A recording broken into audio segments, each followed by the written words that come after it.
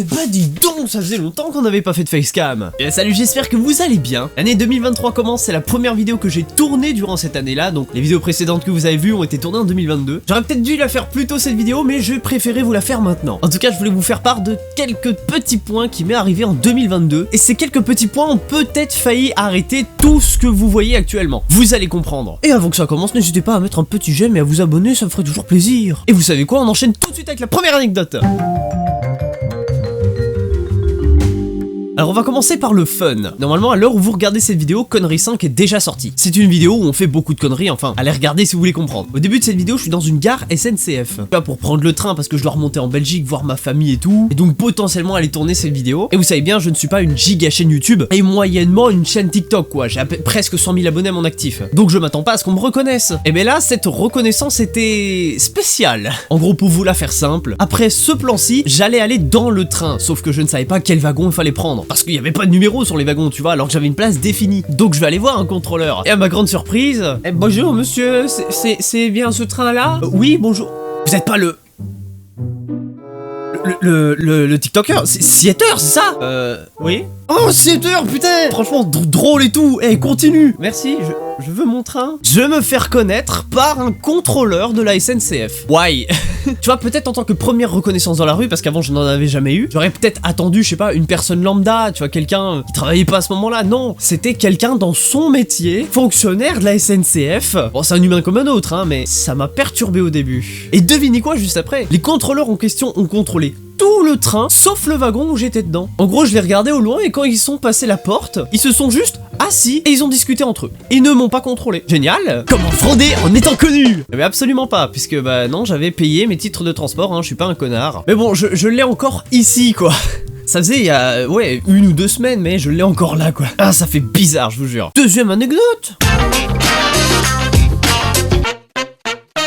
Alors celle-ci a failli faire prendre fin l'amitié entre moi et Julian, que vous avez forcément déjà vu dans des vidéos, que ce soit la présentation Christelec et compilation Snap ou autre. Julian est un grand ami dont je tiens vraiment particulièrement à déjà le remercier de m'avoir tourné avec moi, et surtout il y a énormément de moments qu'on a adoré, c'était vraiment cool. D'ailleurs j'ai pu le revoir hein, le week-end où j'ai tourné Conneries 5, mais là je vais vous parler de quelque chose qui est tendu du slip. En mars 2022, ma copine avait pris ses semaines de vacances et donc elle était venue en Belgique avec nous. Et à ce moment-là on formait un trio, il y avait moi, Julian et une ancienne amie qui, je vais pas dire le nom, hein, on va dire l'ami, voilà, on va juste dire l'ami. Moi, ma copine Julian et sa copine, notre ami et son pote, on avait donc prévu de faire une sortie dans Charleroi, la ville où bah, moi je suis né et la meilleure pour faire la sortie quoi. Au début c'était à moi de préparer le planning, donc c'est parce que c'était ma ville tu vois, et vu que à ce moment-là on avait encore besoin du pass sanitaire, tout le monde l'avait sauf moi, puisque je ne suis pas vacciné. Ce qui fait que les activités principales, tout le monde pouvait les faire sauf moi du coup. Donc c'était à moi de prévoir ce qu'il fallait faire et de faire des activités qui n'avaient pas besoin du pass sanitaire parce que moi je ne pouvais pas puisque je ne l'avais pas. Donc j'ai prévu un tout petit truc que j'ai proposé à Julian, pas encore à notre ami, mais au moins pour qu'il valide la chose vous voyez, et Julian m'a clairement dit ouais let's go pourquoi pas. Donc après on va le proposer à notre ami. Ah bah non, ah bah ça fait la tête, ça correspond pas. Bah écoute c'est ce que je vais faire, on va changer tout ton planning. Ce qui fait qu'au lieu d'aller dans un endroit qui avait pas besoin de pass sanitaire, ils ont décidé d'aller au bowling où le pass sanitaire était nécessaire.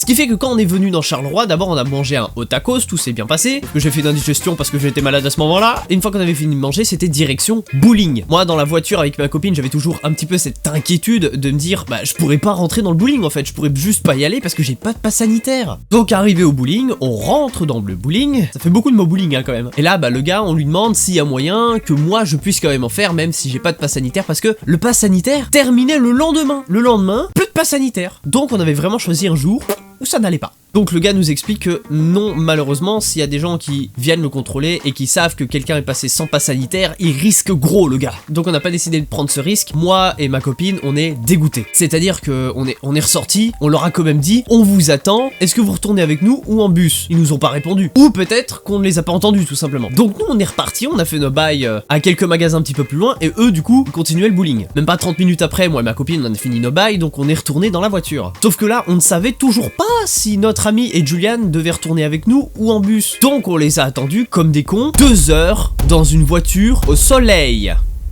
attendez, la suite est pire. On leur a envoyé des messages et des messages et des messages, ils ne répondaient pas. Ah non, pour le bowling c'est sacré. Donc moi je commençais à m'énerver, j'ai finalement dit à ma copine, viens, on sort, on re-rentre dans le bowling, on va voir ce qui se passe, on va même leur demander parce que ça fait un peu chier quoi, on crève de chaud, c'est plus possible. Donc là on ressort de la voiture, on re-rentre dans le bowling, et on les voit où? Pas au bowling, au billard, juste à côté. Donc là un peu furieux, je leur ai demandé, bon les gars, est-ce que vous retournez avec nous ou vous retournez en bus ou comment ça se passe? On vous a envoyé des messages, personne ne répondait. Et eux, bien gentiment, m'ont répondu, hein? Ah non, non, nous on retourne en bus, hein. Ouais, vous pouvez y aller, y a pas de problème. Bah attendez, vous êtes sérieux? On vous a attendu 2 heures dans une voiture au soleil, vous auriez pu répondre à nos messages. Message? Quel message? Frérot, on vous a envoyé on ne sait pas combien de textos. Quoi? Bah on n'a pas notre téléphone, nous. Vous vous foutez de ma gueule? Non? Et cette situation précisément m'a mis en colère. Ah mais vraiment, on sentait que j'étais énervé. Et personnellement, bon, j'ai une réaction qu'il fallait pas trop envers des amis. Je les ai envoyés valser et je leur ai dit bon, continue à jouer, on se casse. Merde, je suis parti sans leur dire au revoir du coup. Donc moi et ma copine, on retourne chez ma grand-mère à Charleroi. Et là, le lendemain, puisque c'était les cours, au début j'ai reçu un appel manqué que j'ai pas eu le temps de répondre. Et le lendemain en cours, je me suis fait rétamer par Julian et notre ami. Et ouais, notre ami qui restait derrière en arrière-plan, hein, vraiment qui disait rien. Et Julian, bon, qui m'expliquait un petit peu c'était quoi les problèmes, comment est-ce que j'ai réagi. Enfin, Julian essayait de m'expliquer du mieux possible, quoi. Mais notre ami derrière, non, elle nous regardait comme ça. D'accord. Et vu que moi je me sentais pas bien, je suis retourné chez moi et ils ont pensé que je me foutais de leur gueule et que j'essayais d'esquiver toute situation, ce qui fait que le trio d'amis qu'on était, a failli totalement se détruire. Et si ça se tombait, j'aurais carrément plus eu de contact de Julian et je n'aurais pas pu vous proposer les vidéos avec lui que vous avez vues actuellement dernièrement. Mais entre temps, vous inquiétez pas, moi et Julian ça va maintenant très bien. On en a rediscuté de cette situation et l'ami en question a fait des coups de pute, mais pire encore à Julian. Donc ça lui est aussi arrivé, donc finalement c'était cet ami là qui était cancer. Et moi et Julian on a pris conscience des risques et on s'est dit on va pas retenter, on lui reparle pas, on s'est expliqué sur les choses, tout va mieux maintenant, ne vous inquiétez pas. Mais du coup ouais, ça a failli détruire une amitié qui a créé plein de liens quand même. Et anecdote numéro 3.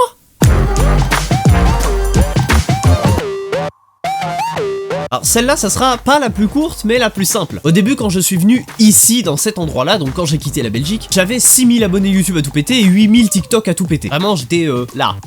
Voire plus bas, attends. Mais voilà, sur le sol. Et TikTok, ça faisait des mois que j'avais plus rien sorti, et du coup, j'avais laissé un petit peu la plateforme à l'abandon, quoi. Et là, le 28 juillet 2022, je décide de reposter 2 petits trucs. Parce que j'ai fait des personnages en plus, j'ai fait des trucs en plus, donc je reposte 2 petites vidéos. Et je ne m'y attendais pas que ces 2 petits TikTok-là allaient monter à une vitesse fulgurante. Je pense que vous savez bien de quel TikTok je parle. Mais pour j'aime les crevettes, Corentin. Oh, les tétés! Arrête de me mettre ça dans la gueule. En tout cas, ces 2-là m'ont fait gagner 20 000 abonnés en 2 jours. 2 jours. Et quand j'avais vu ça, j'étais devant mon écran en mode...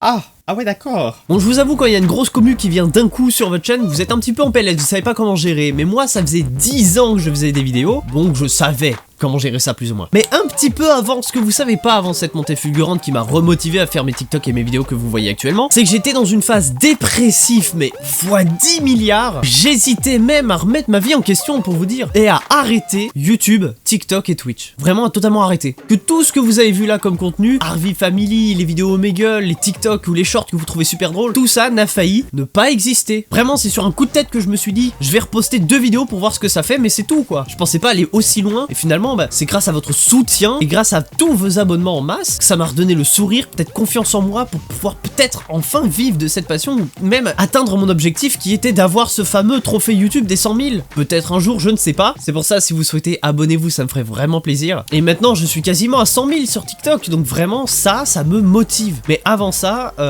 on était à ça de ne plus voir Seattle en fait. Et même encore avant, en 2016, bon là, ça date d'il y a très longtemps, je me faisais harceler, j'avais 300 abonnés sur ma chaîne YouTube à tout péter, mais même là, je remettais encore ma vie en question, bien évidemment. Bon, quand tu te fais harceler, forcément t'es dans une phase dépressive parce que t'as envie que ça s'arrête, et ben t'aimes pas ce qui t'arrive quoi. Hein, tous les gens qui t'insultent et tout, ça te fait péter des câbles. Sauf qu'en 2016, c'était pire parce que, ok, je me remettais en question, mais j'avais tellement eu de harcèlement que je voulais mettre fin à ma vie.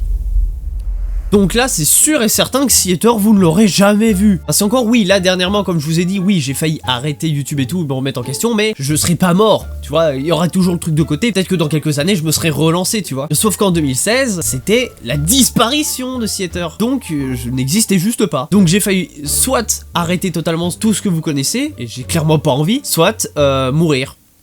Enfin, il y a plein de fois que j'ai failli mourir. En 2021 aussi, j'ai failli mourir. Non pas d'un accident de voiture, pas d'un accident de train, non pas d'une maladie incurable, mais d'une grosse anémie et des carences suite à une mauvaise alimentation et à un manque de vitamines parce que je ne sortais pas. Ouais, j'avais fait une prise de sang à ce moment-là, j'avais d'énormes douleurs à l'estomac, j'étais encore chez mon ex à ce moment-là, et le problème c'est que si je ne changeais pas mon alimentation ou mon mode de vie, j'en avais plus pour très longtemps. Yes, la joie et la bonne humeur. Ne vous inquiétez pas, depuis tout va mieux, je mange régulièrement, légumes, fruits, des fois je sors, donc à ce niveau-là, ça va. Mais sinon, conclusion, vous avez failli ne plus avoir de siéteur. Tout simplement. D'ailleurs, n'hésitez pas à vous raconter votre anecdote en commentaire. J'aimerais bien le lire. Et d'ailleurs, bientôt une FAQ, donc tenez-vous au courant. Si vous souhaitez rejoindre mon serveur Discord ou Twitter, vous serez toujours mis au courant de ça. Je vous attends avec impatience. En tout cas, moi, ça m'a fait vraiment plaisir de vous raconter ces anecdotes. Enfin, plaisir, bon, c'est un petit peu nostalgique et c'est bizarre à décrire, mais ça m'a quand même fait plaisir. J'espère que ça vous rendra pas triste, hein, mais ne vous inquiétez pas, je compte pas arrêter d'ici là. Si vraiment on arrive à bien monter sur les réseaux, si vous partagez tous les contenus, franchement, je vois pas ce qu'il y aurait de pire, même ça serait meilleur en vrai. Je vous en remercierai énormément. Bon, en tout cas, c'est la fin de cette vidéo, j'espère sincèrement que ça vous a plu. N'hésitez pas à lâcher un petit j'aime si ça vous a plu, vous abonner pour les nouveaux, ça me ferait vraiment plaisir. Je ne fais pas que ça comme contenu, vous pouvez aller voir tout ce que je fais. Partagez si vous souhaitez tous les contenus, pas forcément que cette vidéo. En tout cas, je vous dis bye et continuez ce que vous faites sur YouTube parce que sinon ça ne serait pas YouTube. Et bonne année 2023 à vous, d'ailleurs, je ne le vous ai pas encore dit.